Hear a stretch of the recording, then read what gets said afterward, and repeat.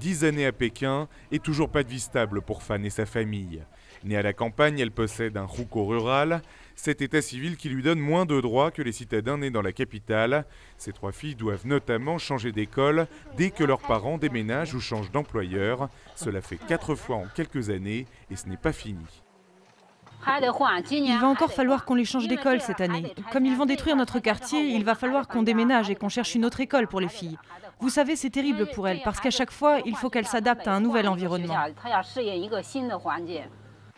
L'environnement de la famille sera en effet bientôt détruit. Le quartier sera rasé d'ici le 1er mai prochain.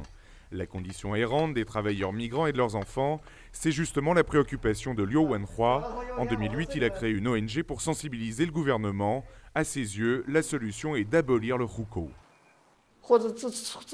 En Chine, tout citoyen devrait pouvoir jouir des mêmes droits et profiter également des services publics, et ce, quel que soit l'endroit où il est né.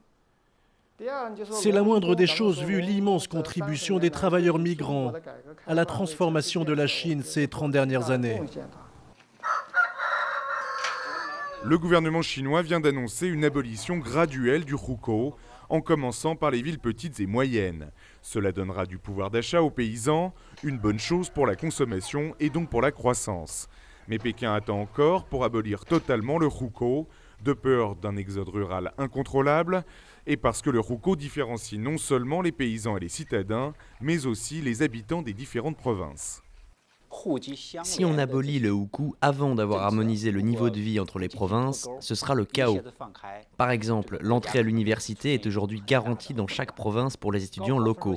S'il n'y a plus de hukou, seuls les étudiants des provinces riches rentreront à l'université, les pauvres moins éduqués n'y auront pas accès. Pour les 3 filles de la famille Fan, les portes sont d'ores et déjà fermées.